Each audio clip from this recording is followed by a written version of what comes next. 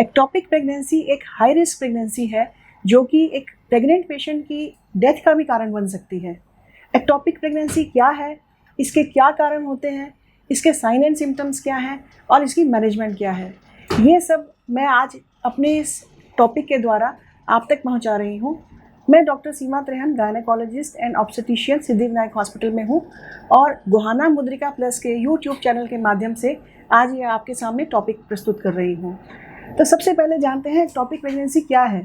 जो कोई भी प्रेगनेंसी ट्यूब में ठहरती है या यूट्रस के अलावा किसी भी अंग में, चाहे वो ओवरी हो, चाहे वो लोअर पार्ट ऑफ यूट्रस यानी सर्विक्स हो या एब्डोमेन हो, वो प्रेगनेंसी को हम एक्स्ट्रा यूटराइन या एक्टोपिक प्रेगनेंसी कहते हैं।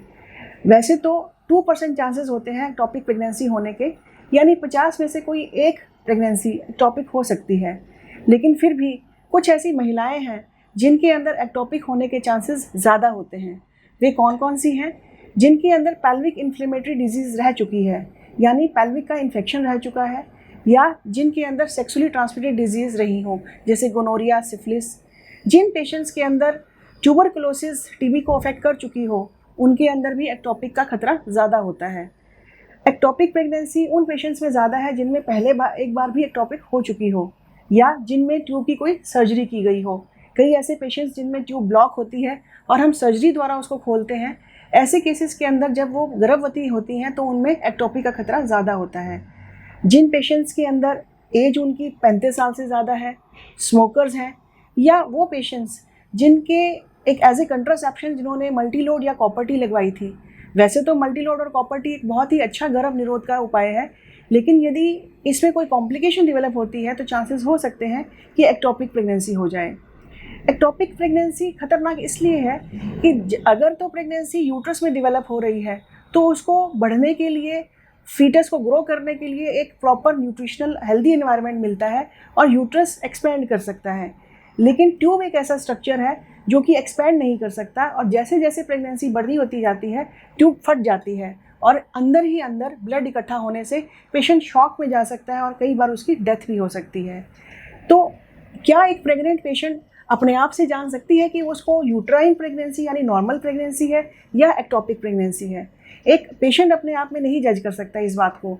इसीलिए जब भी पेशेंट प्रेग्नेंट हो, ये ज़रूरी है कि वो एक बार अपना गायनेकोलॉजिकल चेकअप ज़रूर करवाए ताकि जल्द से जल्द इस खतरनाक प्रेगनेंसी के बारे में पता लगाया जा सके।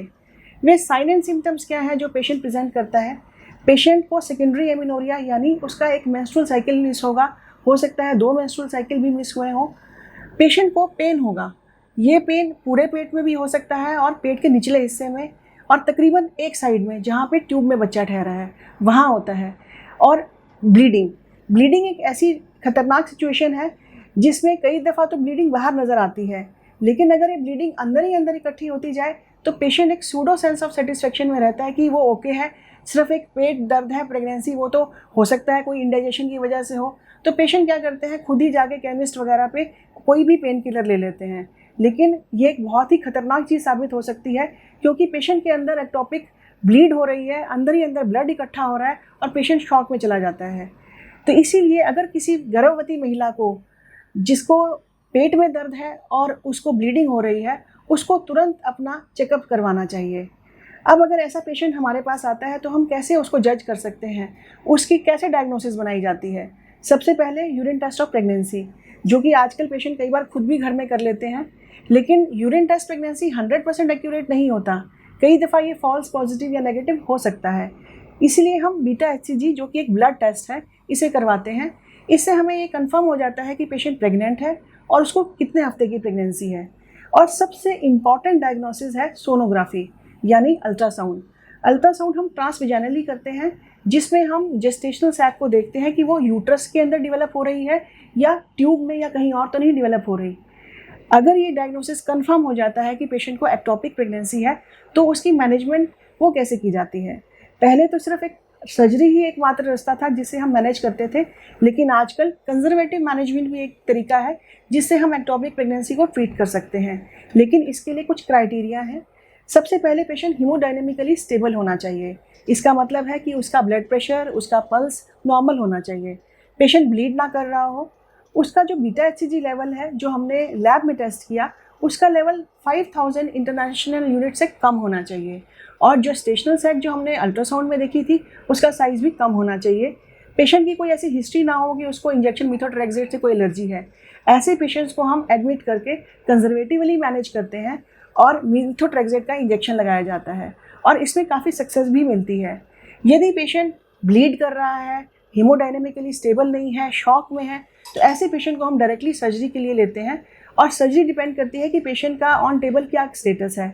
अगर ट्यूब खराब हो चुकी है, फट गई है, तो ऐसे में पेशेंट की जान बचाने के लिए हमें ट्यूब का वो हिस्सा कई दफ़ा सेक्रीफाइस करना पड़ता है। लेकिन इसका मतलब ये नहीं है कि पेशेंट अगली बार कंसीव नहीं कर पाएगा, क्योंकि उसकी दूसरी ट्यूब अगर इंटैक्ट है तो 50% चांसेस प्रेग्नेंट होने के फिर भी रहेंगे। और दूसरा तरीका जिसमें ट्यूब अगर डैमेज नहीं हुई तो हमारी कोशिश रहती है कि जहाँ तक ट्यूब को हम बचाना पॉसिबल हो बचा लें। तो ये सारी टेक्निक डिपेंड करती है पेशेंट की ऑन टेबल कंडीशन पे। तो ये था एक्टोपिक प्रेगनेंसी और उससे जुड़ी हुई जो समस्याएं और जो रिस्क फैक्टर्स और उसका मैनेजमेंट।